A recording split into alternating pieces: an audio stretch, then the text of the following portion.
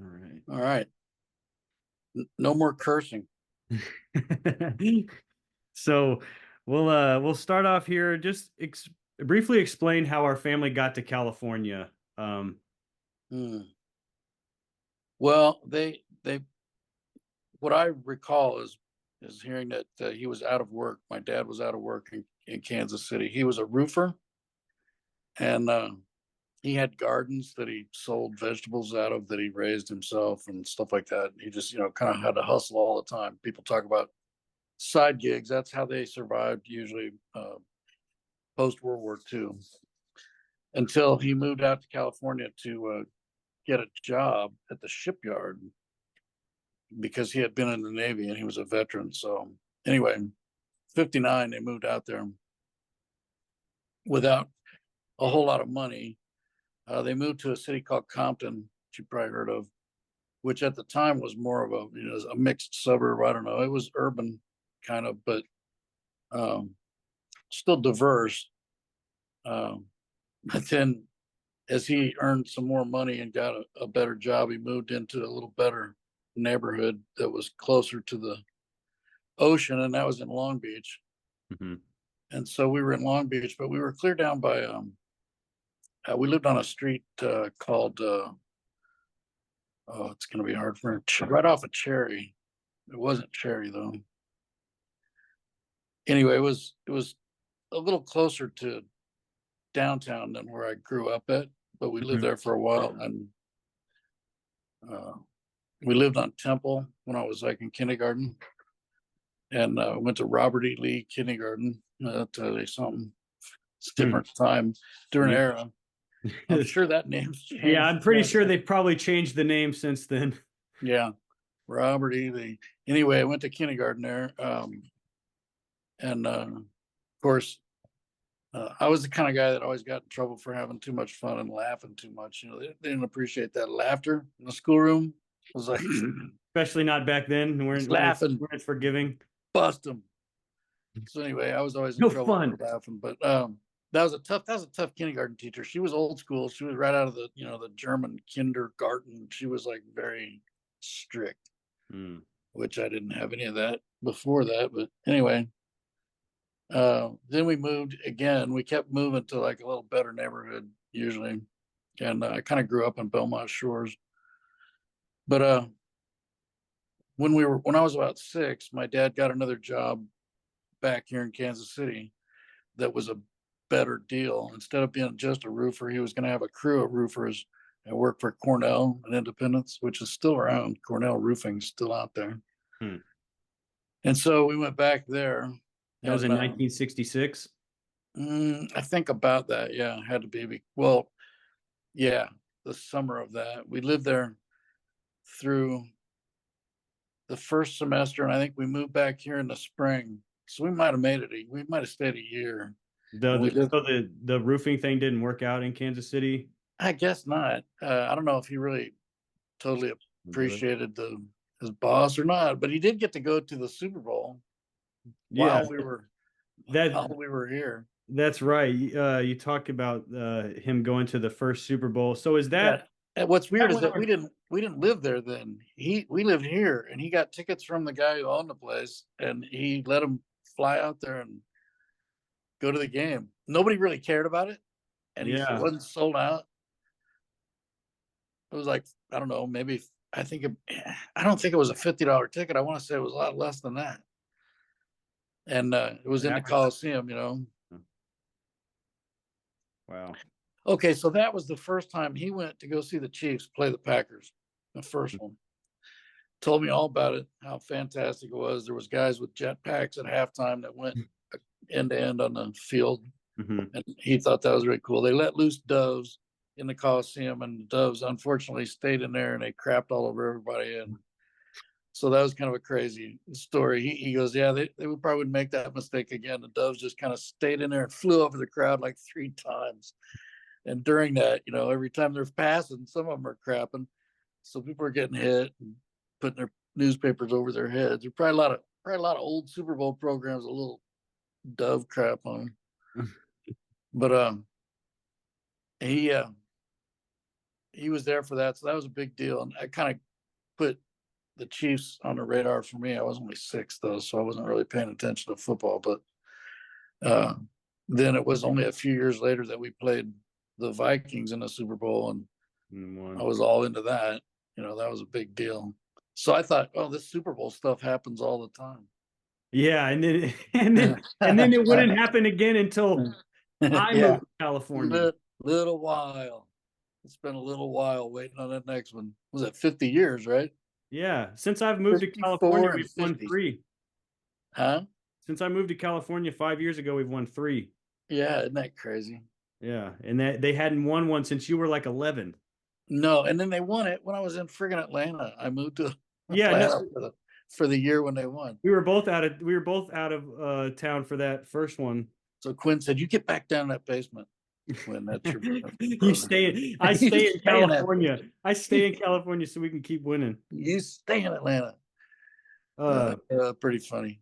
so that's a lot about how we got to California.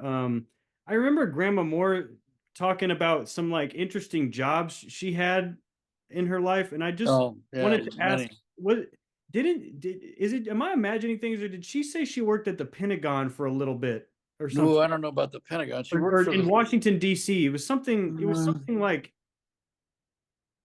I don't know. Maybe he, I'm. he was in Washington D.C., so she could have told you a story that I never heard. You know, she was kind of good at holding shit back. I But used to. anyway, Yeah, I used to hear a lot of hidden cuts. I don't recall her ever telling me that she worked there.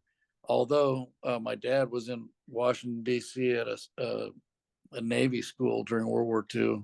One of his ordnance schools was in Washington D.C., and so she had pictures of like the cherry blossoms that I thought were pretty cool. And Hmm. you know, on the what do they call the? It's not the quad, but the thing in front of Lincoln, the memorial there, the Oh, Lincoln the Memorial. But collecting pool, or oh, they have a name for the whole area. oh. Um, she was down there and took a lot of pictures. And you know, this is back when just taking a picture was a big deal. You had to have a camera. Not everybody even had a camera. Mm. And you know, you get these little snapshots. Some of them would have the jagged edges. You got to hold it very still. Yeah, that's funny. My dad always had old cameras. He had cameras that he'd find and repair. Hmm. And so we always had a lot of these ones that you look down through the top and then took the picture out the front. Brownies, they called them. Anyway, they were everywhere. Oh, Um, but yeah, she did a lot of things. She worked at Lake City Armory, but she didn't get to work there very long. She got hired and then immediately had to move away, and they didn't like that because once you pass their security, they don't like when you yeah. leave. But she also worked at, I think she worked out in DeSoto at a different armory before got that job. Um, she worked for Katz drugstores as their ad layout person. He was always running ads. Katz drugstore was a big thing when she was living here. And then, geez, I don't know. She probably had a lot of different odd jobs. Yeah, she was a cafeteria cook at KU. Hmm.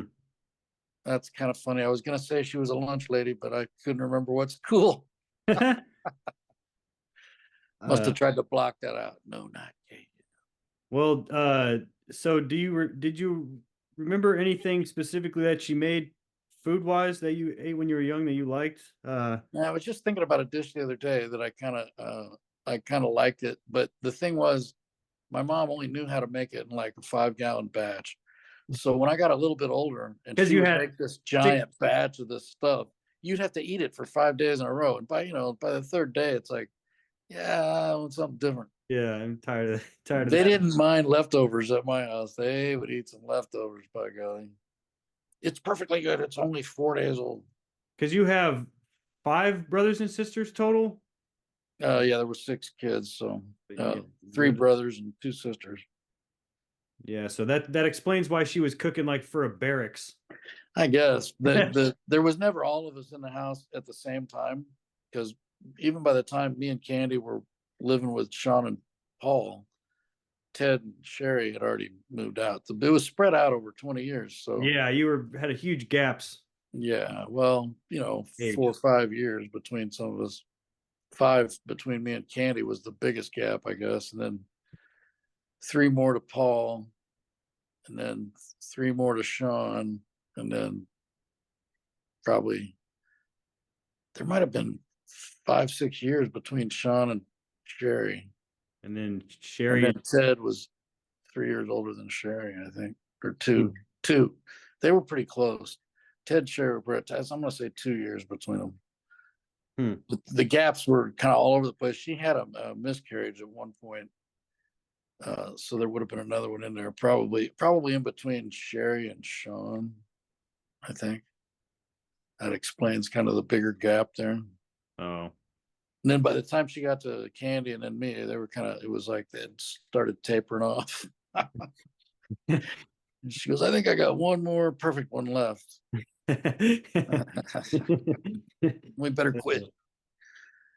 Uh, nah, I don't know. She was a funny person. She always wanted to be associated with well-to-do people, even though I don't think her family was had any more money than my dad's hardly. But I mean, she wanted to live in like uh, an area where Yeah. you had some respect or whatever. I don't know. She was funny. She wanted to sound like she was educated as much as possible, so she was pretty good at doing her own She read a lot. studying. Yeah, she read all the time. She was a very heavy reader. Her and my dad both were readers. Yeah, I used to find her reading on her little chair with her little stool or a little ottoman all the time. Well, I know that it took me a while to figure this out, but really the big thing about reading as a hobby is it's pretty well free when you have a library. So it's Yeah. there's a low cost involved for a big Yeah. family and post World War II economy. And so yeah, that I guess that brings me to a side Uh, point that both of your parents grew up or were alive during the Great Depression. So do you think that affected the way that you guys were all raised and how frugal maybe they were? Completely, Yeah. completely. Sometimes to as much to like a little backlash. Like, of course, I don't mind buying stuff now because if I get a say, I'll just buy stuff. But but it did have that kind of counterproductive effect, but it Yeah. did make you understand that you had to get a good bargain, like things you don't want to be wasting your money, right? So Yeah. what I was telling Liz, I think that instead of being a hunter, I just like to hunt for good deals now. That's about all I do. Is Hunt for I hunt deals. for a deal. Yeah. But even if I don't need it, that's the difference. Even if I don't need But it, you pay even a if fair price. I had to get it, I had to get it. It was fair. It was too good of a deal to pass Yeah, up. it's hard to I put would have that. been I would have been stupid not to buy this. Right, exactly. That's the Uh, so that's 25%. I gotta do it. I I know you've told me before a little bit, but I wanted to have this documented for the history generations to know that your dad, my grandpa Moore, was a real life kind of a hero, like in the sense that he Oh saved yeah. people's lives. Can you give me a couple of examples of We that? started we started calling him Hero Mel because of all the people. We tallied it up with him one time. There was at least um, 2 people that he saved from drowning. One was a cousin that dove into Lake the Lotawana? Lake Lotawana when they were building a house and they were building a dock, and apparently the bottom was a little closer to the surface than he thought when he dove in, and it was also a lot of muck and mud, and he just went head first right into the mud, and so his like feet were kicking in the air, and he couldn't get any breath because his head was under He the had to have mud. some force to get lodged in the mud like a spear. Well, dove in, it was soft, and it was like it was bad. Anyway, my I dad had to can just jump in there imagine and legs pull him kicking out of out. the water. Yeah, he had to pull him out of that muck. So that was something that they never forgot for a long time. And of course, my cousin who that happened to told his kids about it, and then they both knew that my dad had saved their dad's life. So it was like he was a legend in the Just Moore Nettleton crew. Anyway, the oh man. Nettletons were always or was it? I'm thinking of Egerton's, not Nettleton's, but Yeah. either way, Egerton's came from Nettleton, so I don't know. They're all connected. But it was your cousin on your mom's side that he On my saved. mom's side, yeah, and That's they were funny. pals, and anyway, those guys never quit talking about that. But he had those crazy tricks that he would do where he could smoke a cigarette, dive in the water with it in his, he'd flip it in his mouth, dive in the water, and then come up and then flip it back out with his mouth and be smoking it. And God, they thought he was just Mr. Cool after World War II because he'd learned these tricks, you know. yeah, I swear you would look like a bad MF with And that. and then another person, he saved my. I know he personally saved my brother Paul from drowning probably twice. Once in the ocean, Oh shit. and once in a river, like the Kern River. But there, the things that I witnessed myself was like the well, actually, I was pretty little when the one happened, but a neighbor's apartment caught on fire, and little lady, older lady lived there. It was a ground floor apartment, and she lived in the back, and she had French doors with glass panes, and he had to kick in a glass pane with his foot, his bare foot, apparently. Oh God. And it cut him, but he reached through and opened the door lock, went in back in the back, found her crawl. She had crawled into a closet and got tangled in some electrical cords, and she was going to die of smoke inhalation pretty quick. But he got her out of there and rescued her. So that was like when we lived in Long Beach on Redondo. We lived at Hmm. 245 Redondo when that happened.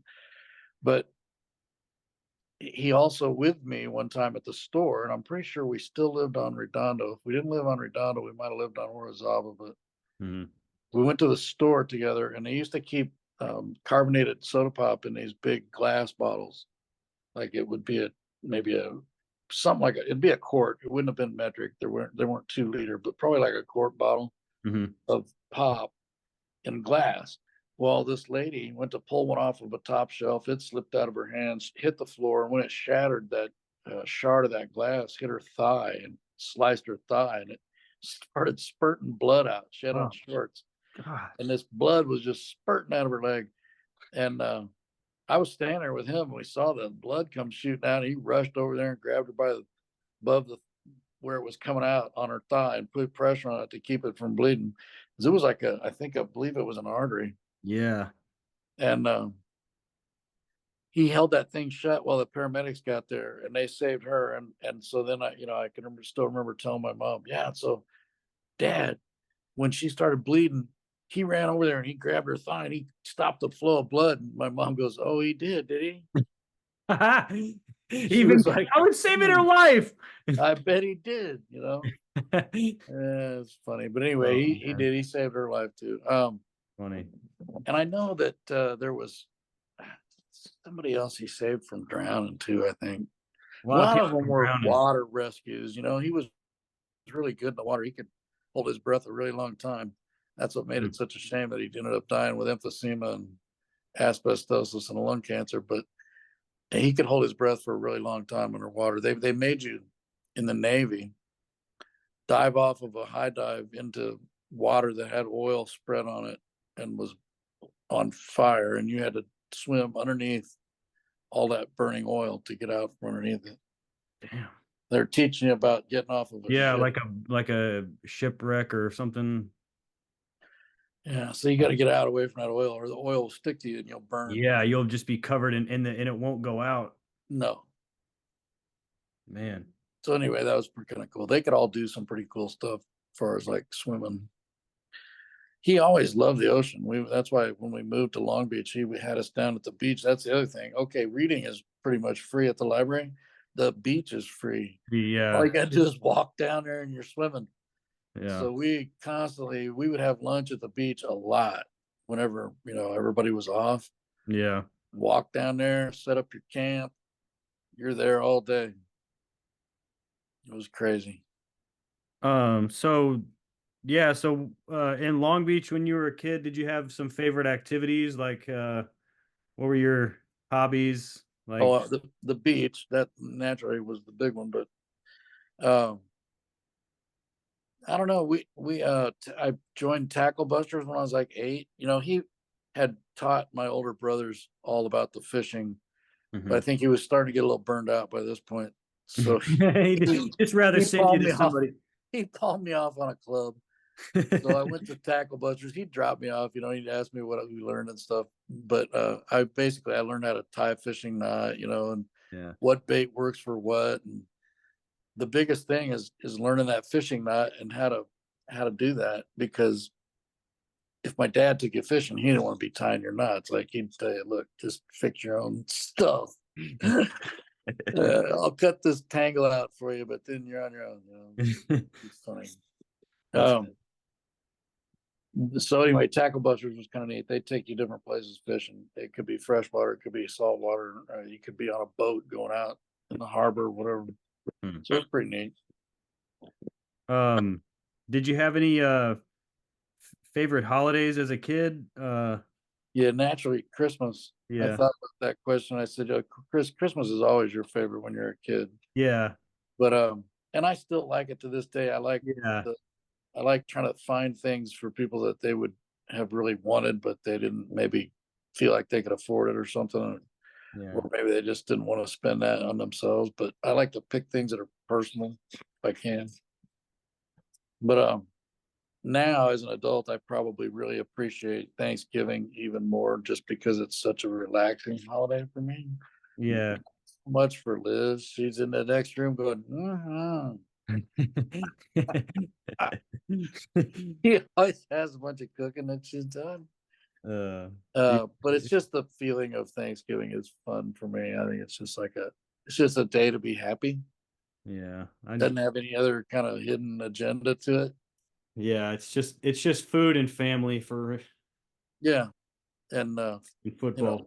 The football. three F's. Three F's. The Holy Trinity. Three F's. Uh, that's pretty funny. I want to come out for the like Thanksgiving soon once I'm on to I'm in graduate school. Yeah, that'd be fun to see The, you the Thanksgiving. upper grad. You were here for one just a couple of years ago, I think, weren't you? Um, Or not? Maybe not Thanksgiving. I think we came and I think we've only come in the summer and then like earlier in the fall. Huh. But We were yeah. on Fair and they came for Thanksgiving. Oh, you might have came when we were on Barron, but that's been like 3.5 years ago, Oh yeah. or three over three. Maybe right when we came back is when you came over for that one. Well, yeah, Yeah. that's Long Beach. Once my dad got on the working for the city in the gas department, he worked for the city in the shipyards too, Mm-hmm. and had a big. I wanted to tell you this story. He had a big case where these guys were defrauding the city or the state or whatever at the port of entry. They were bringing in stuff and taking bribes and Mm-hmm. letting things in that maybe they weren't supposed to. But anyway, when he found out about it, he wound up testifying in this case, and they made it a point to give him a big kind of a certificate for his testimony that he had helped the city save, millions of dollars or something. Mm-hmm. And he had to testify in front of people in court, and it was like a nerve-wracking time for him. I know, because he thought he was going to have, repercussions for helping blow the whistle on these guys, but they were really corrupt, and it was good that they got rid of them. Damn. That was Is that kind of how a you neat. got the pin from the city of Long Beach? Well, he got that when he retired, I think, but he had a whole certificate for that, for testifying. But yeah, they appreciated it. He went to work for the gas department after that. He transferred out of the shipyard naturally, and went to work for the city's gas department, and it was pretty cool. They all liked him. Um, He was a construction inspector for the gas department, and that's what he ended up retiring from. um, let's move.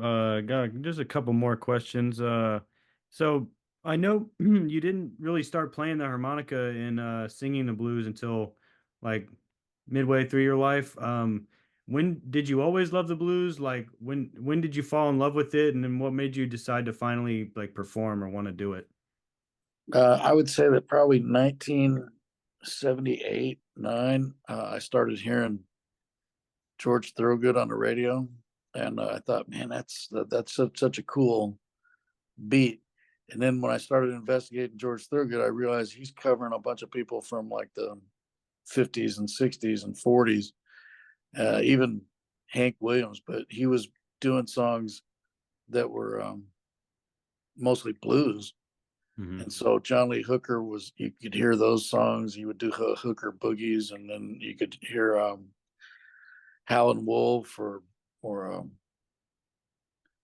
Bo Diddley. You know, he covered all those guys. And so when you heard him do it and you Hmm. liked it, and then you realize who wrote it originally, you start opens up all these doors to different people to listen to. And at the same time, ZZ Top was one of my favorite bands, and they were the same way. They're doing these John Lee Hooker boogies, and I'm like, wow, what did I miss out on here?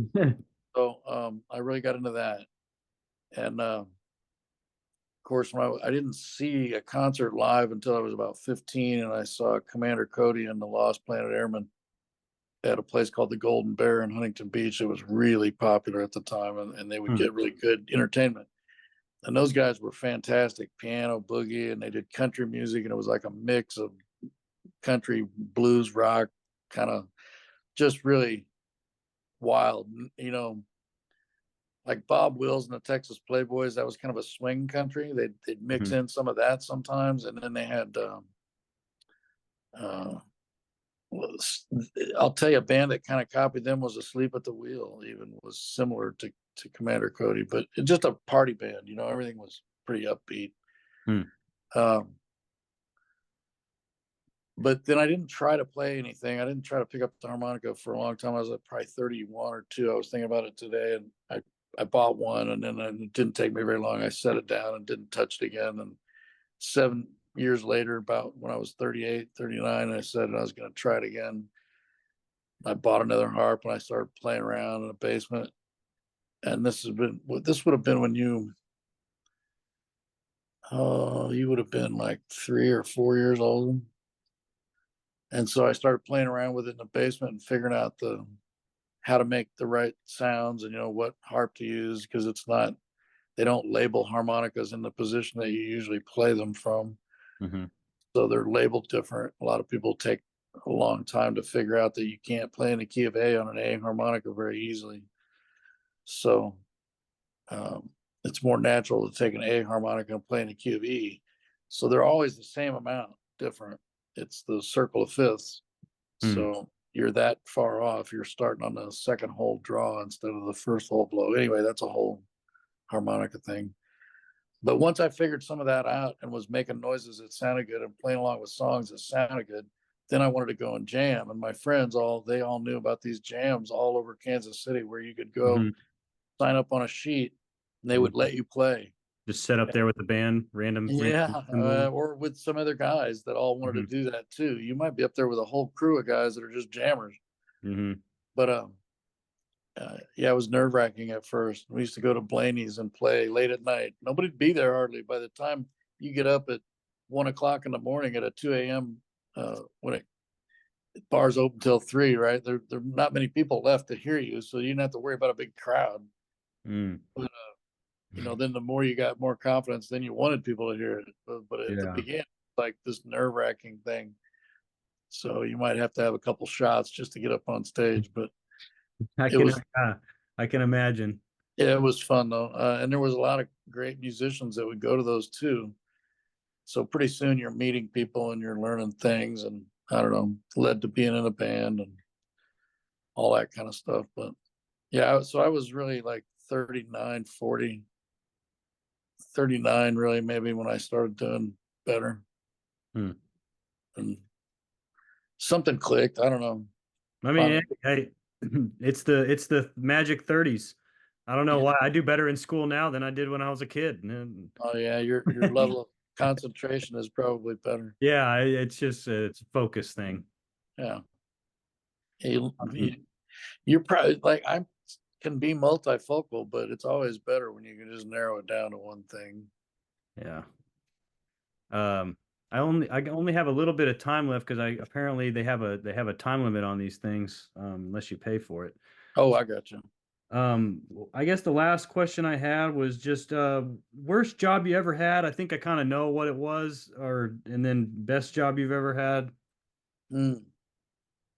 Oh, probably worst job would, well, cooking fries and stuff in a hamburger stand is not a good one, but it wasn't maybe the worst job I ever had. The worst job I ever had was probably like destructive test tech. I only paid like $3 an hour, and the guy treated me like dirt, and I had to tear things up, but I had to build them first and then tear them up. So it was kind of destructive test tech. All you do is, Nothing like destroying your work. yeah, you build something and then try to jack it up. I don't know. What did you think was my worst job? Oh, maybe the one when you said you were working at like it was like a Kmart or something, and Oh, you that was retail. sell electronics, and then the guy wouldn't pay you, so you had to take him to court. And then Well, it was just a weird thing where I quit, and I knew when I quit that they were gonna have to pay me everything they owed me within 72 hours, and so I knew that they already owed me some money for commissions that they hadn't horked up. You had to get them through Craco Radio, which is an inexpensive brand of stereo that they sold in their automotive department. But so anyway, when I told them that, I said, hey, I'm expecting my full wages in 72 hours, and they were short. They didn't give me everything they owed me. And so that's when I went to court. I wound up getting probably, I don't know, way more than what they owed me. They owed me about 18, $20. And they ended up paying me like $418. at the time's a lot of money if you're getting only like $3 an hour or whatever it Yeah, was. when you're only like 18 and a half, that's a pretty good deal. Yeah. It was fun to quit that job. That was probably the most fun I ever had quitting a job, just Yeah. because the guy that I quit on, he was a real he had small man syndrome, Yeah. and he was this little pipsqueak guy, and he'd come back and yell at you, even if he didn't have any reason to yell at you. And finally, when he yelled at me the last time, I said, you know what? You don't pay me enough to take that. I quit. You don't pay me enough to take that kind The of abuse. walkout. Yeah. Yeah. And he's whoop, wait, whoop. Yeah. I left him speechless. It was my favorite quitting ever of all time. Yeah. No, that's a good feeling when you God, they didn't pay crap. It was like $2.65 an hour or something. I don't know. Man. That doesn't sound like a wage, does it? No. Now, of course. I mean, shoot, even You have to work 2 hours. even my to pay high for a school cup of coffee now. even my high school wage doesn't sound right. Like I think minimum wage is still $7.25 or something like that, and that's what I was getting paid in high school. It's 13 now here, or 12. I think we Well, moved it I to mean, the 12, federal and then minimum wage though. They Yeah. haven't raised the federal minimum wage still. It's still like $7.50. No, it's gone up. Is it? Yeah, it's gone up Oh. because Missouri is not ahead of the federal government. Trust me. Oh man. Yeah. Missouri's minimum wage is like 12. I think the federal they just passed a thing to raise Missouri's to 13, and then in the next 6 years or something, they have to come up to $16 or something. 17, 18, I don't know. Well, I guess that about wraps up our time. I gotta stop this before it cuts it out and I don't get my recording. All right, gas was a nickel, milk was a dime. Walked uphill both ways to school.